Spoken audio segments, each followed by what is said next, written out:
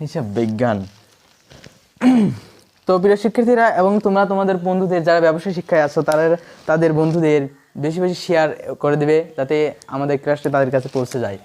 হিসাব বিজ্ঞান অংশীদার ব্যবসায়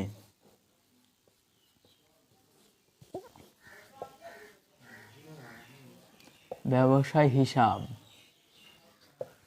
আমরা অংশীদার বলতে কি বুঝি? আমরা সাধারণত অংশীদার বলতে বুঝি যে একের অধিক 2 থেকে শুরু করে 8 পর্যন্ত 1994 সালের আইন অনুযায়ী 1 থেকে 8 পর্যন্ত 2 থেকে 8 পর্যন্ত 2 থেকে 8 পর্যন্ত অংশীদারদেরকে নিয়ে যে ব্যবসা গঠিত হয় তাদেরকে অংশীদারের ব্যবসায় হিসাব বলা হয়। তো আমাদের এই অধ্যায়তে যে মূল কয়েকটি থিম রয়েছে এর মধ্যে একটি হচ্ছিল অংশীদারদের মূলধন। অংশীদারদের মূলধন হিসাব।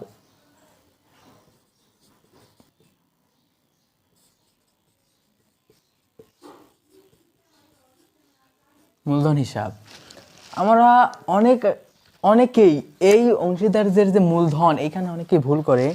অনেক সময় আমরা দেখি যে মালিক বা অংশীদাররা যে বছরের প্রথমে অথবা কেউ কেউ শেষে মাঝে